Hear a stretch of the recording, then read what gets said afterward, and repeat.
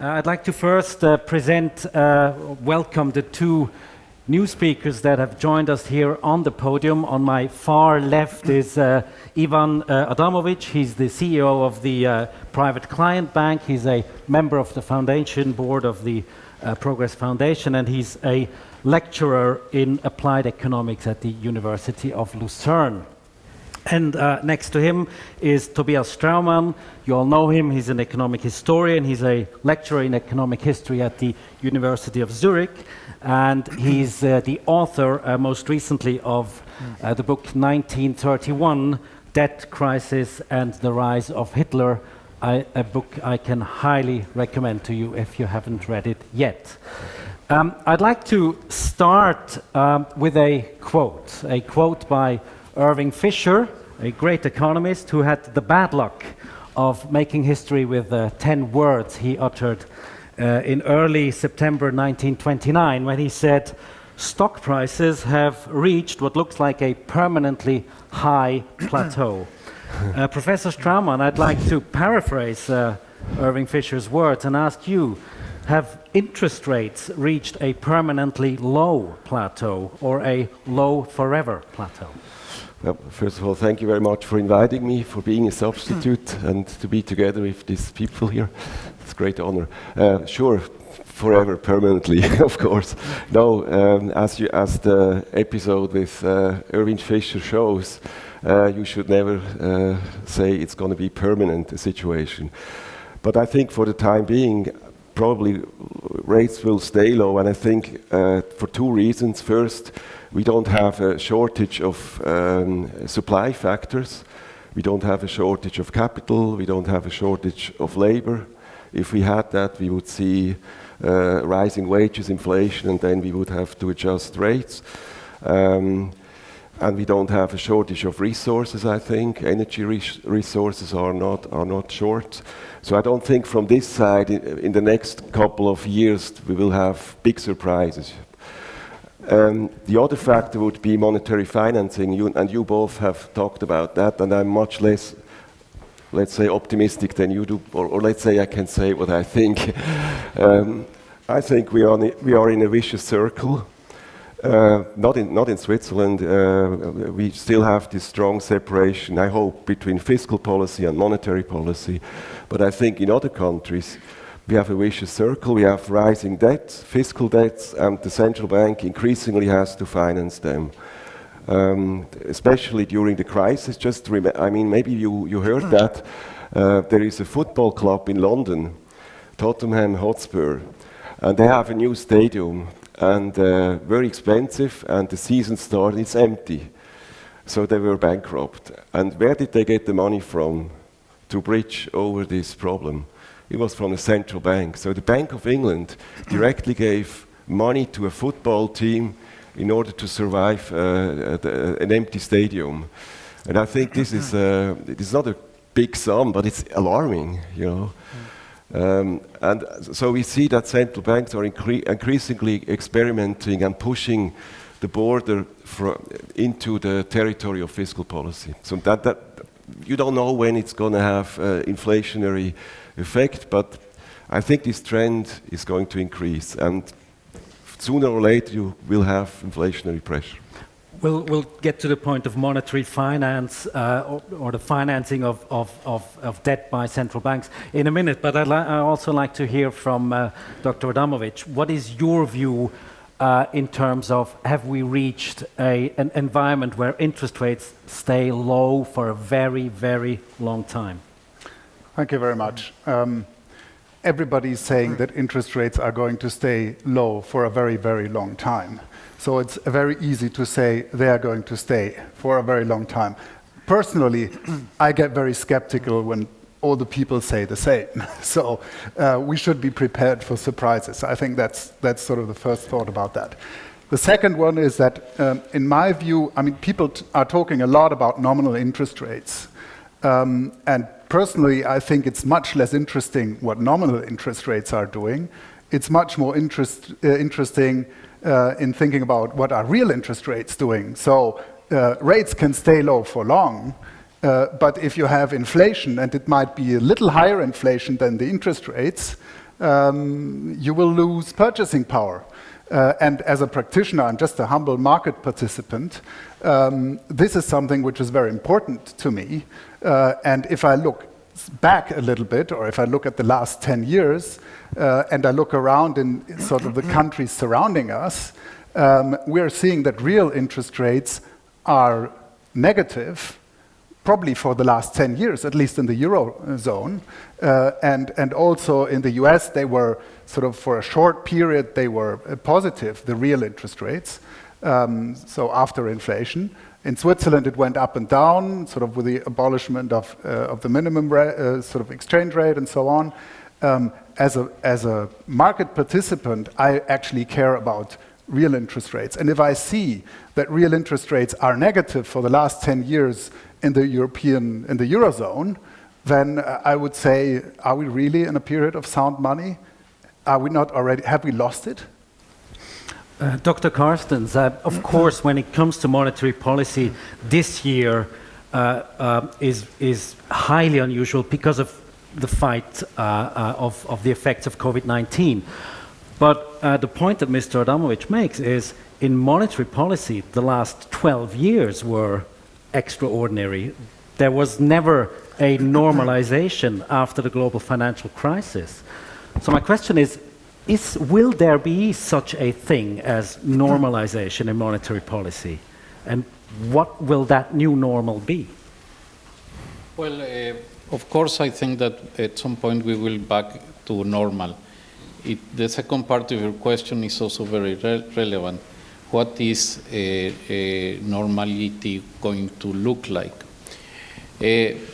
Going a little bit to what Ivan mentioned, I mean, yes, we have had negative real rates, but that is a result also of very important secular trends in the world economy.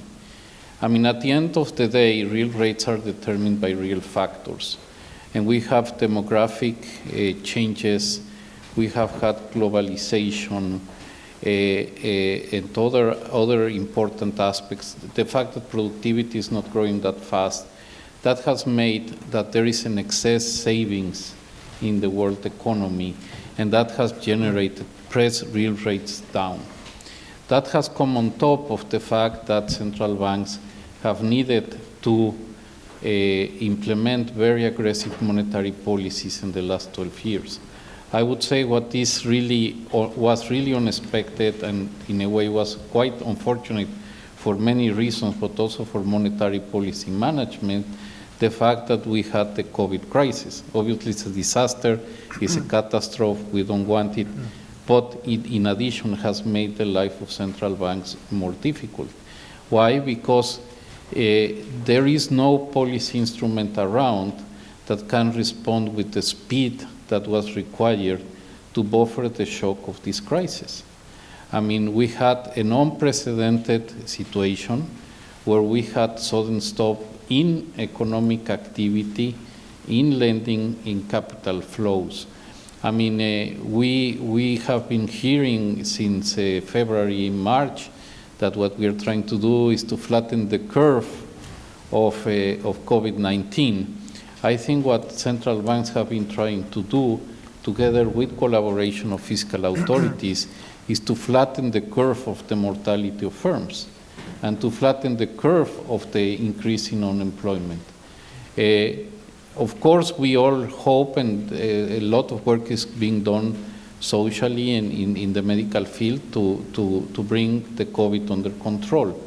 Now, of course, that will give the time to start implementing policies that will sort of bring the unconventionality of policies more towards conventional.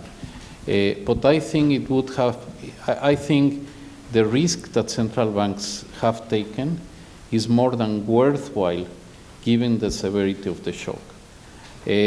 What central banks try to do, together with fiscal authorities, is to prevent that a real shock to the economy mutates or it's augmented by a financial crisis. We would have been in terrible shape if we were there. And I think that was prevented in a very effective way. Now, of course, we will need to deal with the consequences, but as long as the main driver of this cycle is brought under control, I think that will give the space for policies to come back to, I would say, a more conventional channel. Let me address that question to you as well, Dr. Jordan.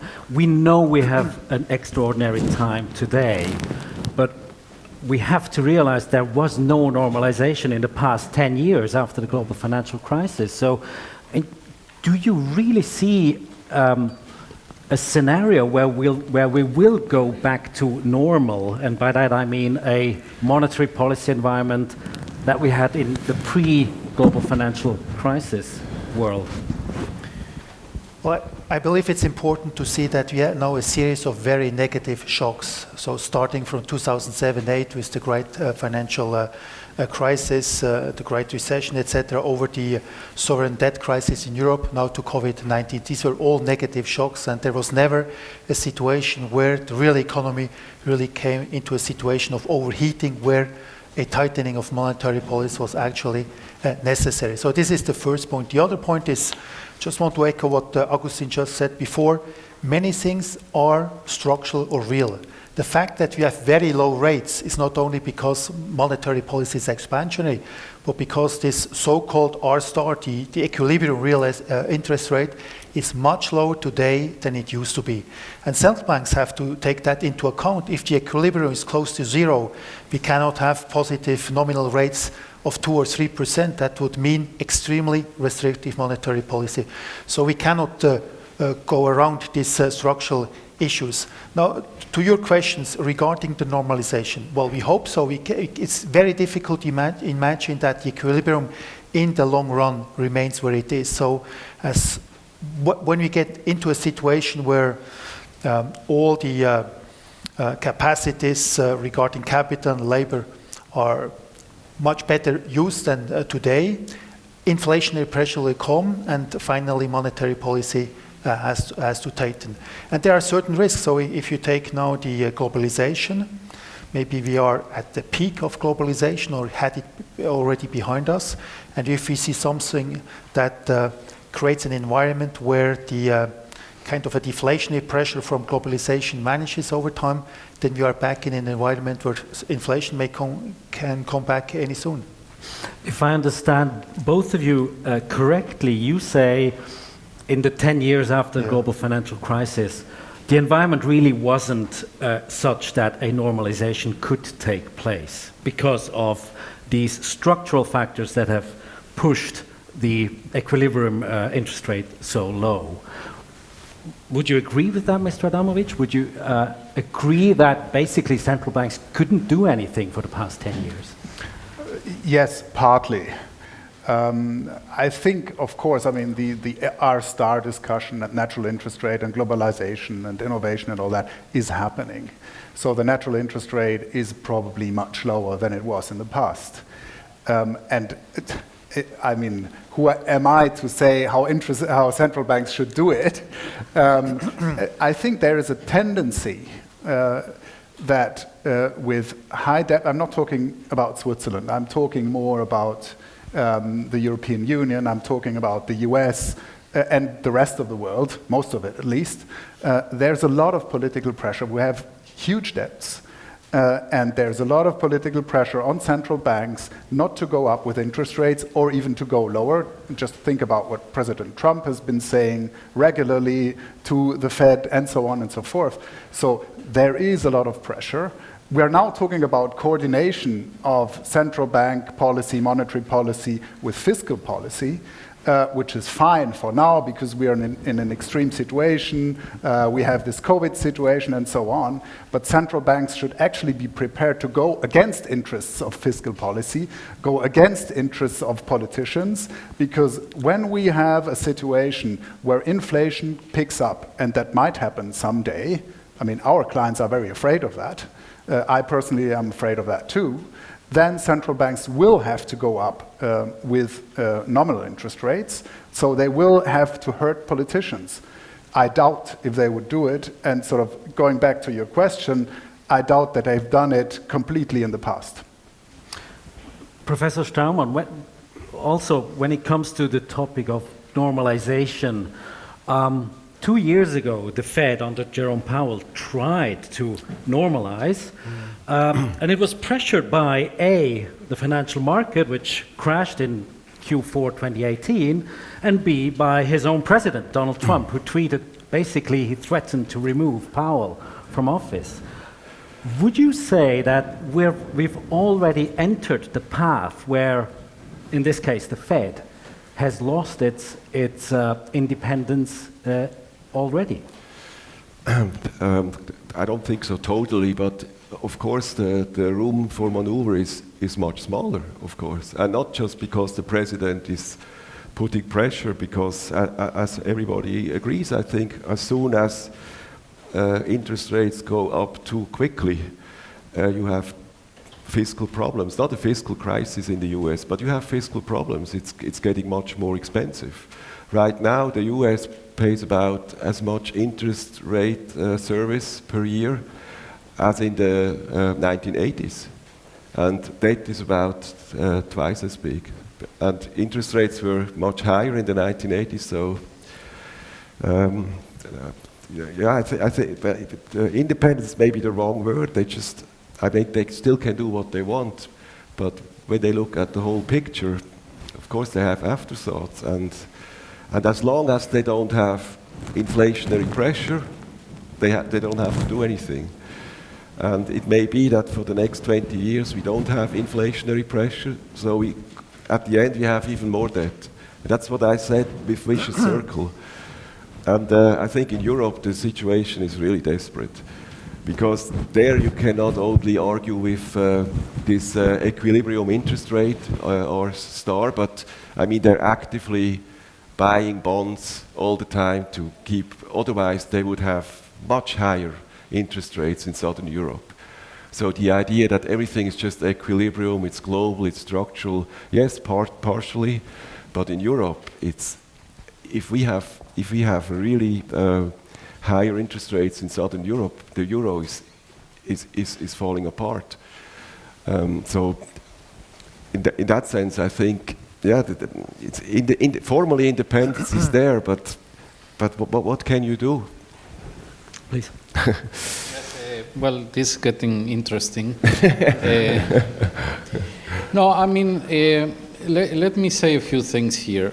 I mean, by no means I buy the story that the Fed has lost its independence or that it hasn't acted according to its mandate.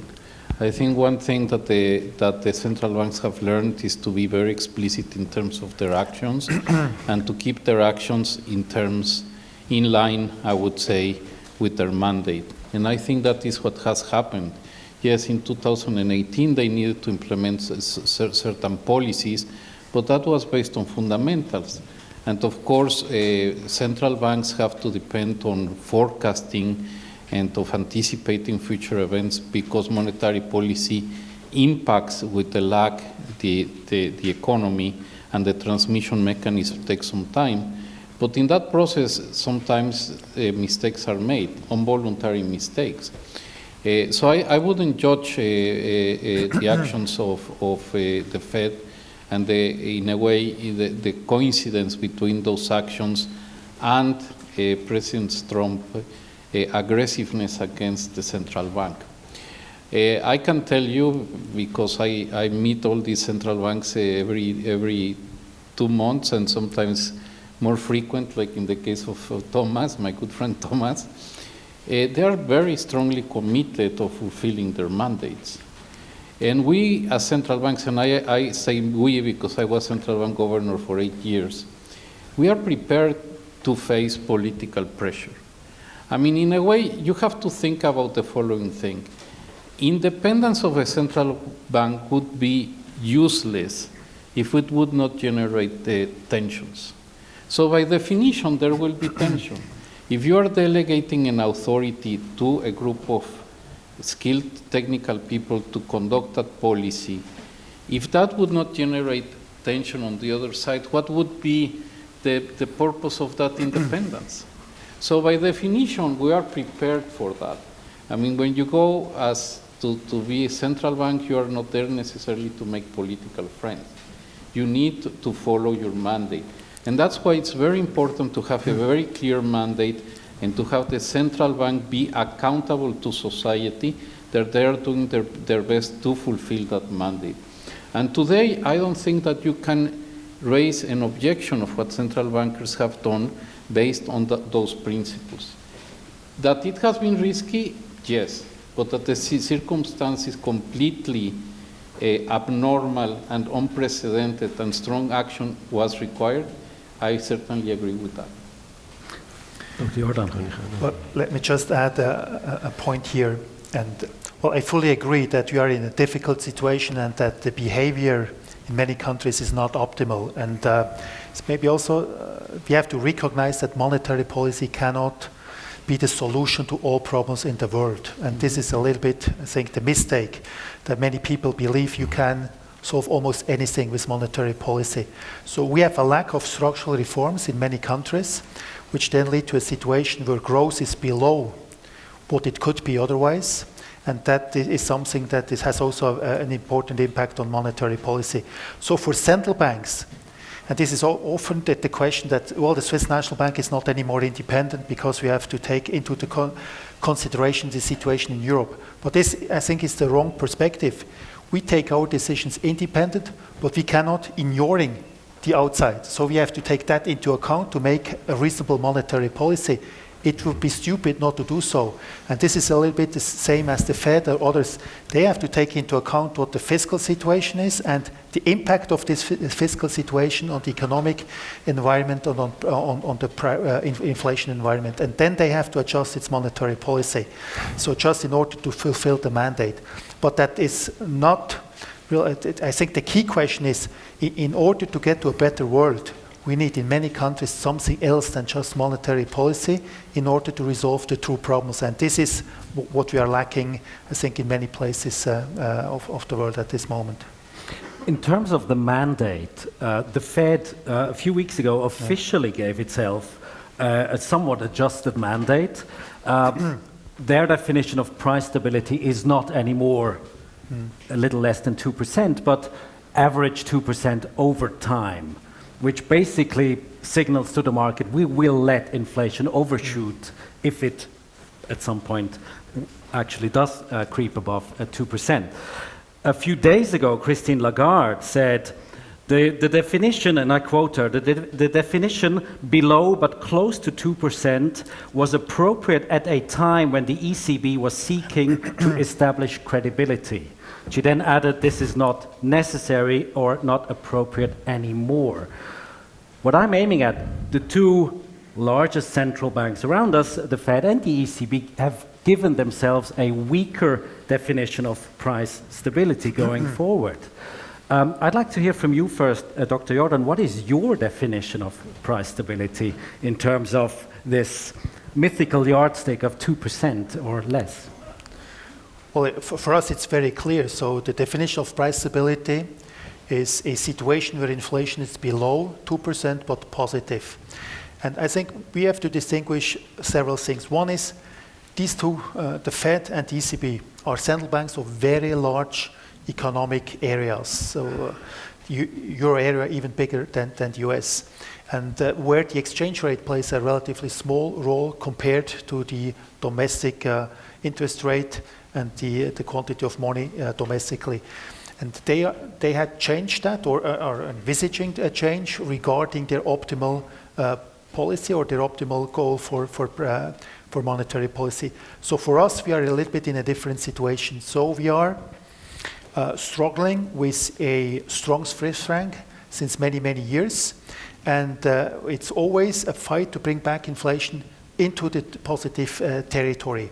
So the exchange rate has such an important role that it would not be really helpful for us to change this definition of price stability. Just to give you a very concrete example. So we had these shocks like 2008, 11, even 15, where the Swiss franc had to appreciate in order to find a new equilibrium. That led to a situation where inflation was temporarily negative. That was almost part of the adjustment process.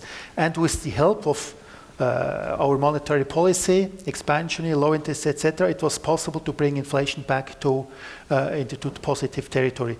Would it make sense for our circumstances then to bring inflation on average again to a certain level? The answer is no, because the only possibility would be to have a huge depreciation of the Swiss franc, and in many circumstances this is just not realistic.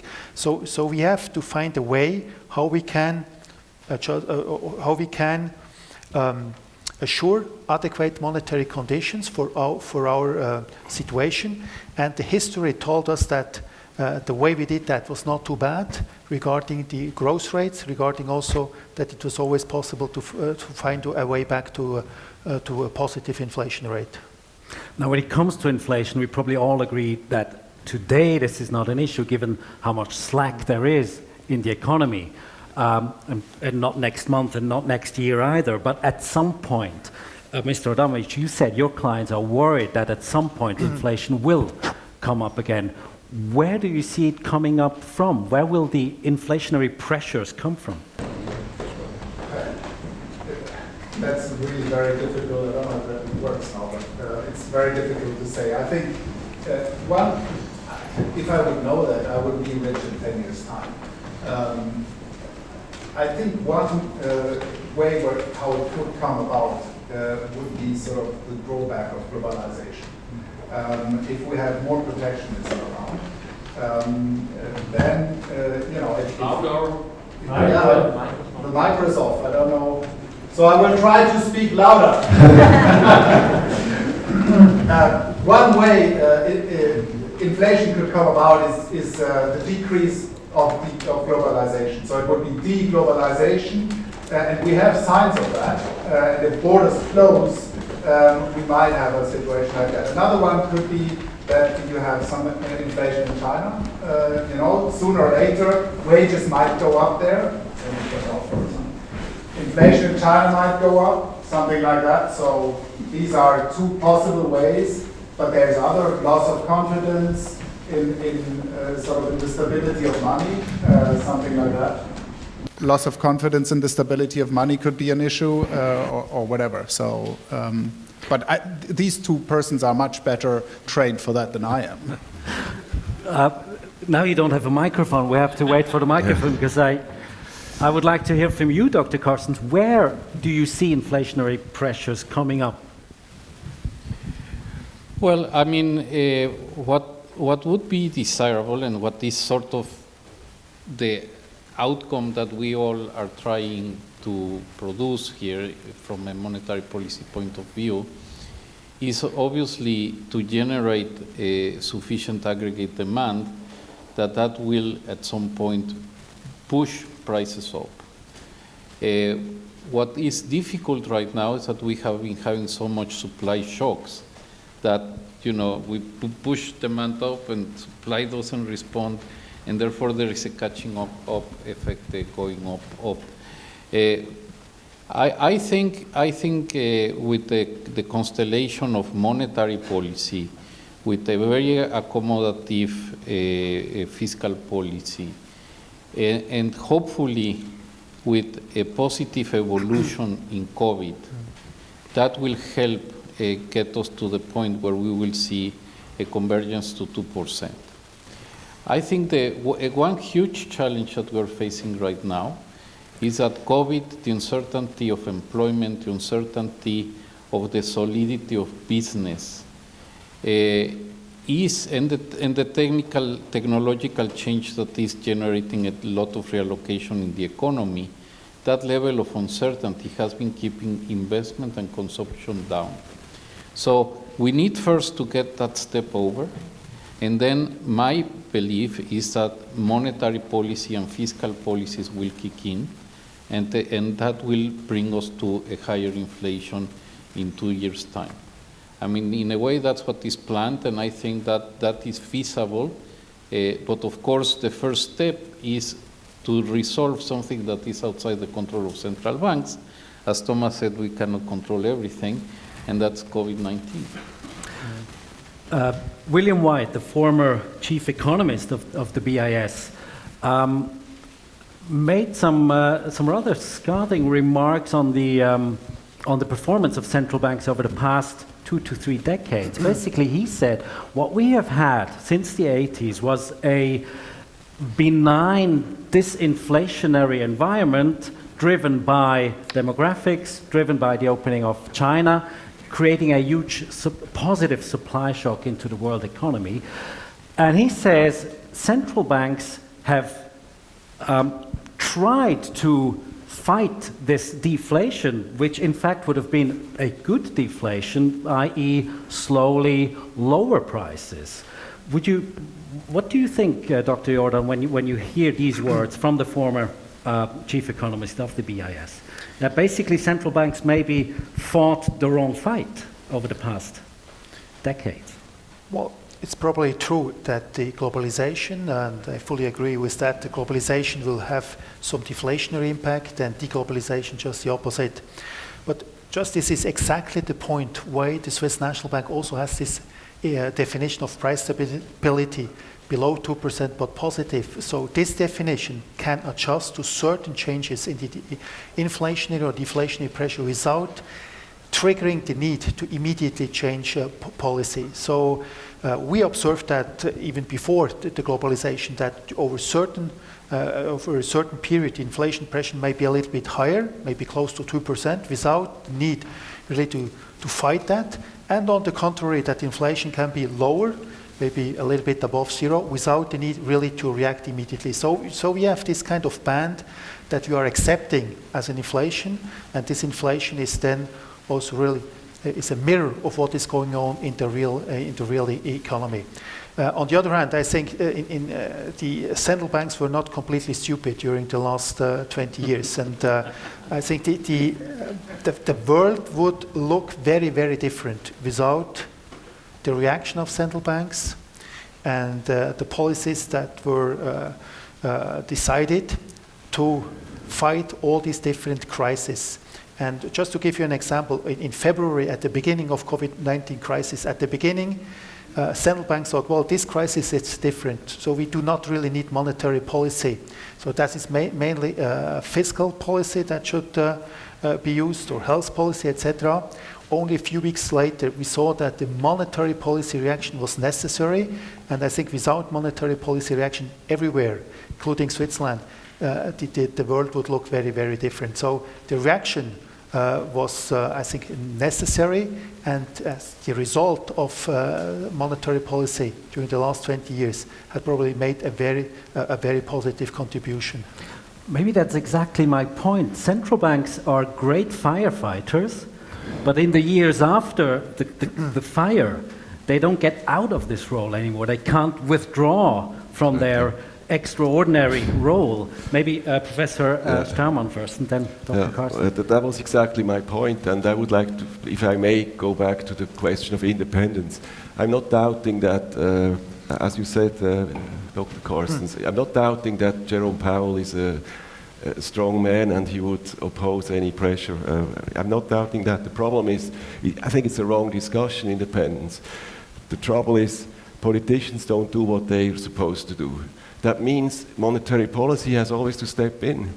And then, of course, you can say they're still independent, but they're not independent because the other guys are not doing their job.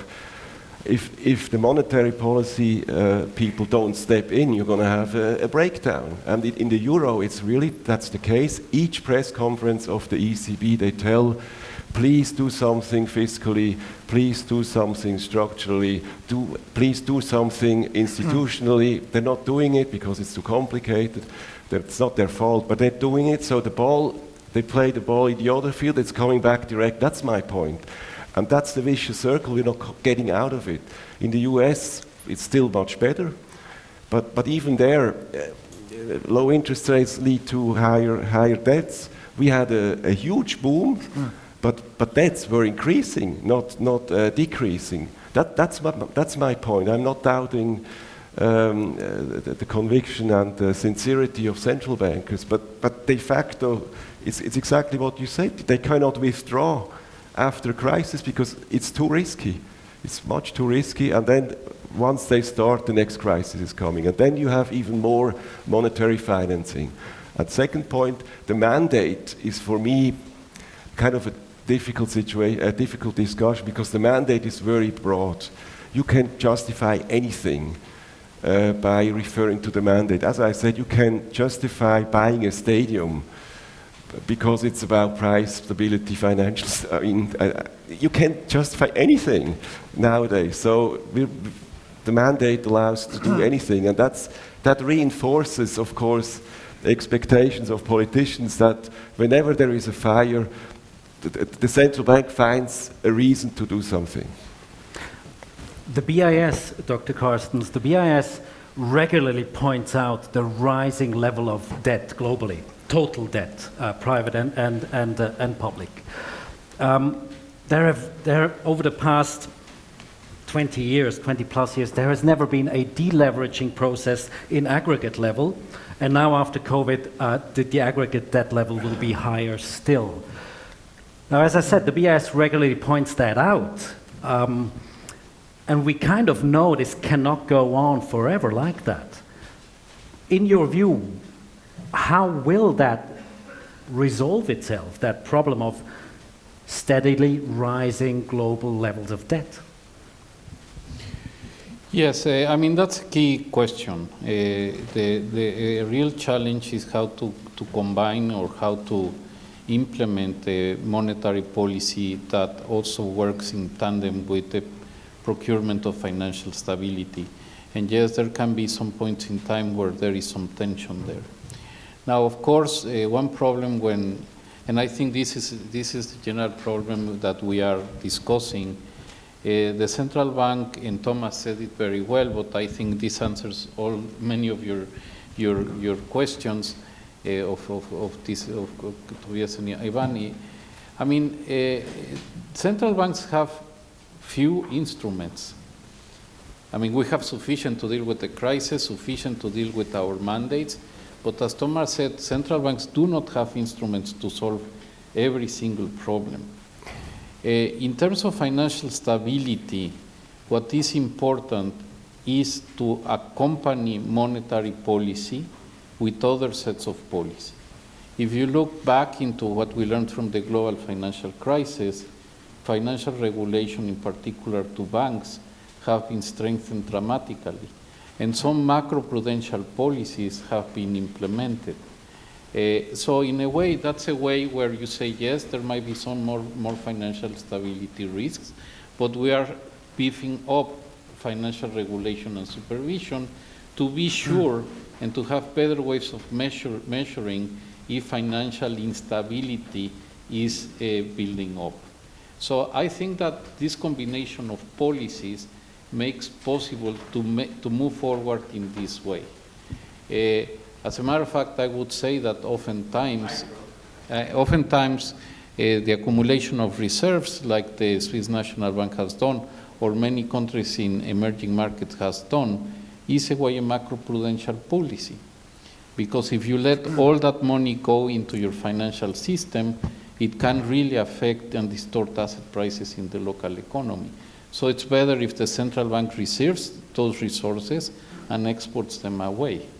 That's something that we have done in many emerging markets, and I will not speak in the name of Thomas, but that type of combination of coordination between different instruments can give you the right mix between monetary policy and safeguarding financial stability. Mr. Adamovich, you wanted to make a point before, but I'd also like to address the question to you.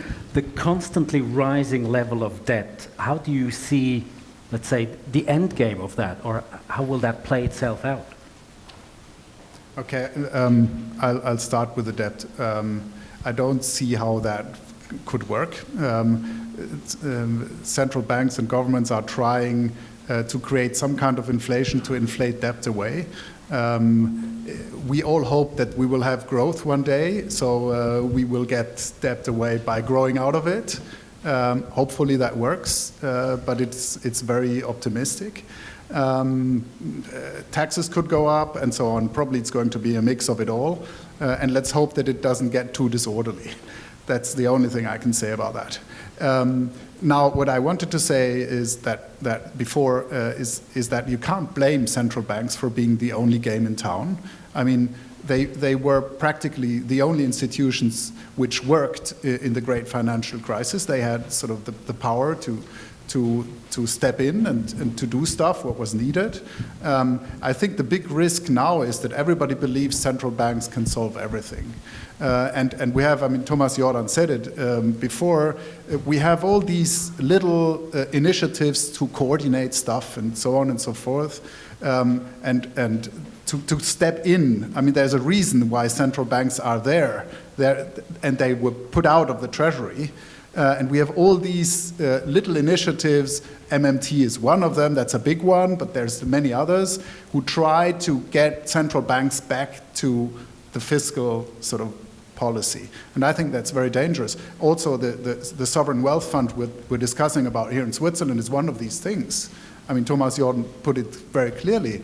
It's not the central bank's job to manage a sovereign wealth fund. There should be a narrow mandate, and it shouldn't be made bigger all the time. So it should be as narrow as ever possible. I think it's already much too big.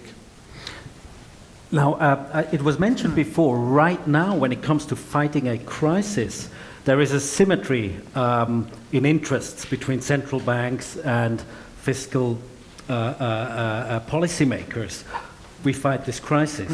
It has also been mentioned there will be a point in the future when central banks will have to go against their government, or where their interests will diverge.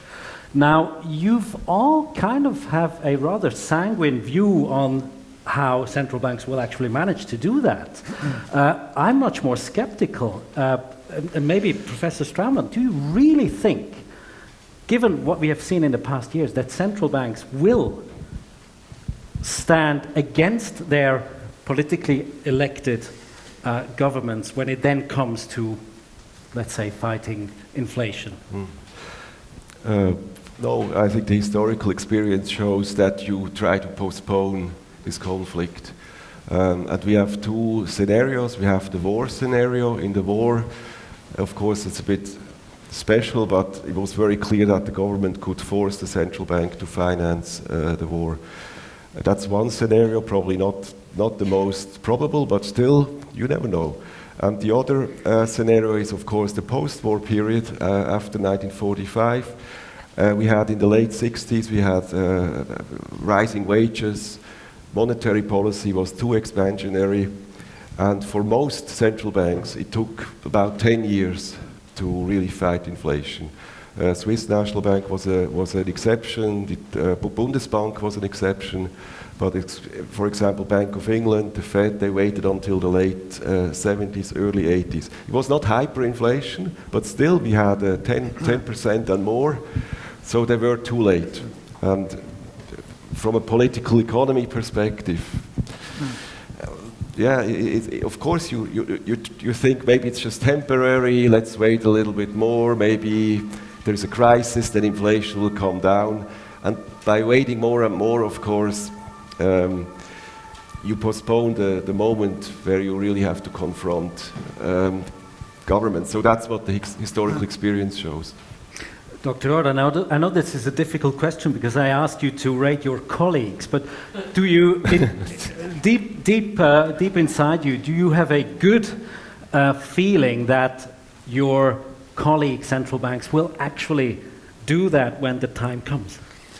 I cannot really speak for my colleagues, but I well, can speak for the your feeling, your personal I feeling. can speak for the Swiss National Bank. This is our mandate. So price stability is what the Swiss National Bank stands for. So we have to deliver that for the people of Switzerland. This is extremely important, and I think the history of the bank and the policy and the way we are also arguing and communicating goes in that way. So we have no interest not to deliver on price stability because we are deeply convinced that this is the biggest contribution the bank can do for everybody in Switzerland, especially also for the ordinary citizen. So this is where the contribution is, especially also for the social stability, for those who are not really rich and can hedge themselves against inflation. So this is our really big belief and conviction that this is right. And just let me echo one of your points, and I think you are completely right that central banks should be very careful what type of instruments they are using. I'm convinced that central banks have to take bold actions if it's necessary, and most of central banks did also take bold actions in the past. But we have to be very clear whether it's really a monetary policy instrument or a fiscal instrument. And there, where it's clearly fiscal, the responsibility should be with the fiscal authority. So there were many propositions in Switzerland that we should finance all kinds of things directly and independently, etc. But that would, in our view, clearly, I think, going over the line where you are not anymore then credible to defend the independence. When you can finance directly something that should be financed by the government, once you cross this line, you have lost your independence. And this is why we always hesitated to go in that direction. We never hesitated to do interventions or interest rates or something like that, but we cannot start financing things that the government is in fact in charge. That is also the responsibility is with the parliament and with the government. They should take these decisions, and we are not elected for that. Dr. Carstens, two parts of my question. Do you have a good confidence that when the time comes, today's central banks will actually stand up and do their job and fulfill their mandate? And the second is, Dr. Jordan just said, there are lines that the SNB does not cross. However, other central banks around us have crossed this line already. Yeah. What are your feelings about that? I don't have any doubt that my central bank colleagues will fulfill their mandate. I think something here that is extremely important to realize. I mean, we can argue at length, and we obviously can make arguments that at some point, if the government really wants to force the hand of the central bank, they could do it. I mean, they can change the laws, they could change the constitution, blah, blah, blah, blah. At the end of the day, what is the real limit? And that's why fora like these are very important. The real limit is what society wants at the end. If society says, I don't want to have inflation, all the parts fall into place and inflation is lower. I come from a country that for many years society was happy to have inflation until it got out of control and it got very expensive. And now society in Mexico, in Brazil, in many other countries, now they demand stable value of money. And the political will is there, and you get the instruments and you can do it. Therefore, I think as long as it becomes a demand from society that you want stable prices, you will get that. For me, that's at the end of the day, that's the bottom line. That's the most important element you need, is conviction of the population that sound money is important. And again, that's why I say what you're doing here, allowing us to preach, I think to the converted, I think it's a good thing. We have to take that as a closing statement. Please join me in thanking Dr. Agustín Carstens, Dr. Thomas Jordan, Professor Tobias Straumann, and Dr. Ivan Adamovich.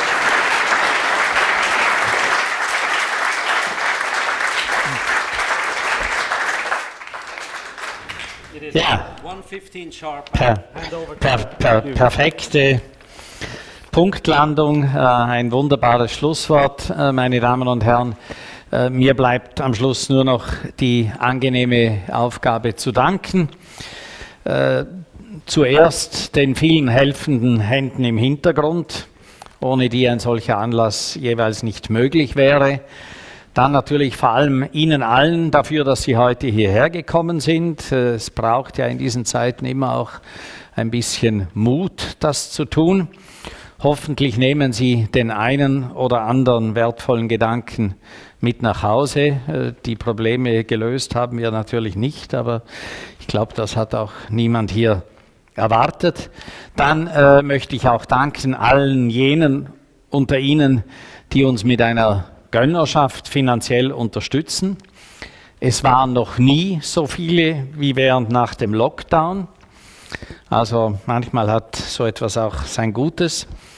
Und danken natürlich auch all jenen, die sich nun vornehmen, Gönner zu werden und die diesen Vorsatz dann auch umsetzen. Und vor allem möchte ich natürlich Thomas Jordan, Agustín Carstens, Tobias Straumann, Ivan Adamovich und nicht zuletzt Mark Dittli danken. Sie haben uns ein schwieriges und beunruhigendes Thema mit viel Kompetenz näher gebracht, dass Sound Money wichtig ist. Das wird niemand bezweifeln, dass Sound Money nicht garantiert ist, sondern der permanenten Anstrengungen der wächsten und besten bedarf. Einige davon hatten wir heute hier. Und dass man dieses Ziel nicht mit allen anderen möglichen Zielen überladen darf und gefährden sollte, dürfte nach dieser Veranstaltung noch deutlicher sein als zuvor. Unsere nächste Economic Conference wird erst im Frühjahr 2021 stattfinden und dem Thema des nationalen und internationalen Steuerwettbewerbs, des Fiscal Federalism, gewidmet sein. Sie werden rechtzeitig Einladungen erhalten. Und jetzt denken Sie bitte an meine Worte vom Anfang. Die Vorderen über die Tür und durch das Treppenhaus in den unteren Stock, die Hinteren nach hinten.